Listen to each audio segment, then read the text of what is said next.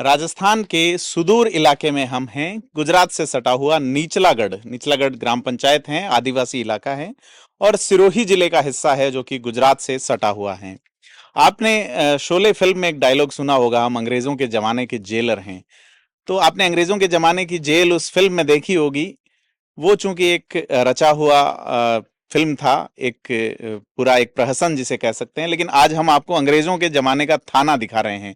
जी हाँ, निचलागढ़ में यह अंग्रेजों का थाना था जो पूरे आबू रोड और इस इलाके में, आदिवासी इलाके में, यहाँ उसकी जुरिस्डिक्शन हुआ करती थी। हालांकि जो राजपूताना रेजेंसी का पूरा जो बैठा करता था पॉलिटिकल एजेंट, वो माउंट आबू में बैठा करता था।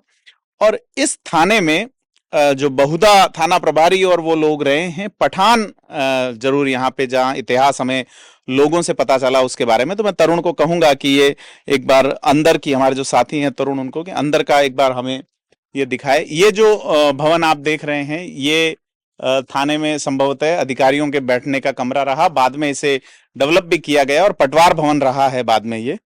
और फिर आगे का ये इलाका आप देख लीजिए, ये बिल्डिंग भी बाद में बनी है, लेकिन यह जो है मूल ये थाने की बिल्डिंग थी जो कि जर्जर होके गिर गई। अंग्रेजों के बहुत कम अवशेष राजस्थान में नजर आते हैं, उनके जमाने के जो है ग्रामीण इलाकों में खास करके। तो यहाँ व्यवस्था कैसी रही होंगी, कैसे सिस्टम चला होगा, हम बात करेंगे यहाँ के लोगों से और उन लोगों से जो जिनके पूर्वज यहाँ थाना प्रभारी जैसे पदों पे रहे हैं, और किस तरह से इस आदिवासी इलाके में लगान वसूलने जैसी व्यवस्थाएं और वो मुकम्मल हो पाई, और कानून व्यवस्था कैसे चलती थी जो अपने पूर्वजों से उन्होंने सुना है। सर, जानना चाहेंगे, क्या नाम है आपका? मेरा नाम हयूम खान है साहब। हयूम खान जी, क्या करते हैं आप?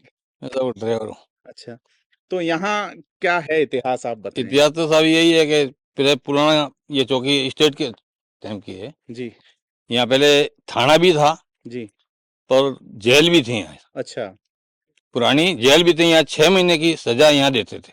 अच्छा, इतना ये पावर था। जी हाँ, ये जेल थी। जी, तो आप मूलतः कहाँ के रहने हम वाले तो हैं यहाँ, बेसिकली? वैसे साहब हम तो यहीं से हैं, हम तीसरी पीढ़ी है यहाँ। तीसरी पीढ़ी? जी हाँ। अच्छा, 3 पीढ़ी पहले कहाँ से हैं मतलब? वैसे शायद अफगानिस्तान से हमको लाया गया। जी, तो यहाँ जो बहुधा लोग आए, वो जब रजवाड़ों का शासन था, जब हिंदुस्तान का एक पड़ोसी मुल्क अफगानिस्तान जो है, वहां से बहुत सारे लोग माइग्रेट होके आए स्टेट सर्विसेज में। चूंकि दबंग और प्रभावी प्रशासन मुकम्मल करने के लिए कई व्यवस्थाएं उस समय का प्रशासन करता था, जिसमें अंग्रेज अफसर भी होते थे, जिसमें पड़ोसी राज्यों के रहने वाले लोग भी होते थे। तो अफगानिस्तान से ये आपके पूर्वज आए जी हाँ। और यहाँ पे मतलब उन्होंने कानून जी व्यवस्था हाँ, को, कानून क्या व्यवस्था बनाई सुनते है। हैं आप बातें यहाँ? जी, किस तरह की बातें सुनते हैं मोस्टली? कैसे सब बातें तो अब क्या सुने हम। हिस्ट्री के बारे में आपने सुना होगा कि भाई इस तरह थाना चलता था यहाँ। साहब क्या है, यहाँ तो अंदर जैसे ये दूसरे लोग थे, ये जो अंदर घुसने नहीं देते थे। जैसे कोई भी प्रभारी बाहर से आता, जी उसको या तो मार डालते जी। या फिर आने ही नहीं देते थे। अच्छा फिर इनको हमारे ये बाप दादा को लाए, दरबार ने लाए। जी। उस टाइम में फिर इनको यहाँ रखे, फिर इन्होंने कवर करा।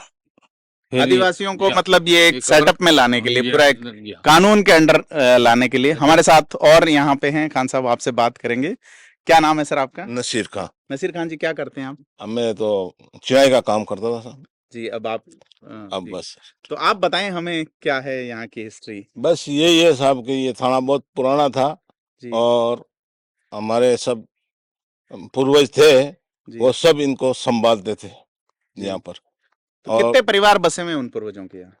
यहाँ पर तो साहब पूर्वजों के तो कम से कम 3-4 पीढ़ी हो गई सर। जी, अभी कुछ लोग निचलागढ़ में या तो आदिवासी है या आपके परिवार के? हाँ, तो चले गए सर। काफी चले गए यहाँ से, जी सुरपगला, अबू रोड, जी जी। बस। जैसे जैसे डेवलपमेंट और हाँ, लोग रोजगार के लिए चले गए। रोजगार के लिए चले गए। बाकी यहाँ रोजगार का कोई बड़ा साधन नजर आता नहीं है, नहीं, क्योंकि कोई साधन नहीं है। ये धुर आदिवासी इलाका है। हमारे साथ आबू रोड के प्रोमिनेंट जर्नलिस्ट है सलीम खान, उनके पूर्वज भी यहाँ रहे हैं। तो सलीम जी, आप बताएं क्या है इतिहास और यहाँ की डिटेल? सिरोही जब राजपूताना के नाम से, जब राजपूताना राज चला करता था ब्रिटिश टाइम के अंदर, तब बताते हैं कि ये जो आदिवासी हल्का था, यहाँ जो यहाँ रहने वाले जो स्थायी निवासी थे, मूल निवासी, वो जो है सिरोही दरबार को जो लगान व्यवस्था थी उससे वो महरूम थे, लगान दिया नहीं करते थे। तब सिरोही दरबार ने जो है यहाँ अफगान से जो है पठानों को यहाँ बुलाया, यहाँ बुला करके और इस थाने की कमान उनको सौंपी और उनको सौंपने के बाद उनसे ये कहा गया कि भाई लगान किसी भी सूरत के अंदर आनी चाहिए, चाहे उसके लिए किसी भी तरह का कठोर से कठोर कदम आपको उठाना पड़े। तो और एक मैनेजमेंट बना समझबूझ से, कठोर कदमों से कि हाँ, उन्हीं के वो जिस तरह से उन्होंने व्यवस्थाएं लागू की और आखिरकार एक समय ऐसा आया कि यहाँ लगान व्यवस्था शुरू हो गई। मतलब सरकार से, तत्कालीन सरकार से पब्लिक का संवाद भी शुरू हुआ और लेन देन भी शुरू हुआ कुल मिला उस के। समय जब ये लगान शुरू हो गया तब सिरोही जाइनेस जो थे वो खुद यहाँ एक बार विजिट के लिए आए और उन्होंने देखा कि ये चमत्कार जो है हुआ कैसे। जी बिल्कुल। और जब उन्होंने खुद ने अपनी आंखों से देखा कि वास्तव के अंदर जो लगान आदिवासी हमको दिया नहीं करते थे वो अब दे रहे हैं, मतलब कानून व्यवस्था सुदृढ़ है और अब कानून व्यवस्था हम लोगों के बूते में है। और उसके बाद में जो है ये जो थाना जो है लगातार चलता रहा। तो अब यहाँ का थाना क्षेत्र कौन सा लगता है? अब ये जो है निचलागढ़ पुलिस थाना क्षेत्र के अंतर्गत आता है। जब ब्रिटिश काल के अंदर जब ये थाना खत्म हुआ उसके बाद में निचलागढ़ में पुलिस चौकी स्थापित हुई जी। आजाद भारत के समय में, तो वो पुलिस चौकी काफी लंबे समय तक ही इसी कैंपस में चलती रही। अब जो है नई स्थान पे वो स्थानांतरित हो चुकी है और थाना भी अब जो है निचलागढ़ नहीं होकर के अब आबू रोड पुलिस थाना सदर हो चुका है। जी। तो ये सदर थाना क्षेत्र का एक हिस्सा है। पर काफी दूर पड़ता है यहाँ से आप। काफी दूर पड़ता है, लेकिन पुलिस चौकी यहाँ होने के कारण यहाँ स्टाफ रहता है। लेकिन फिर भी किसी भी प्रकार के गंभीर से या इस तरह की प्रवृत्ति के जो मामले होते हैं उसके लिए सदर पुलिस को यहाँ आना ही पड़ता है।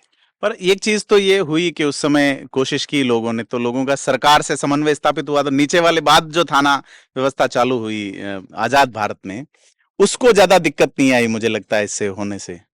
हाँ, उनको इसलिए नहीं आई कि जो व्यवस्थाएं उन्होंने मुकम्मल कर दी थी, लाइन अप कर दी थी और उसी लाइन पे चलना था सबको और वो लाइन तब से लेकर के अब तक चल रही है।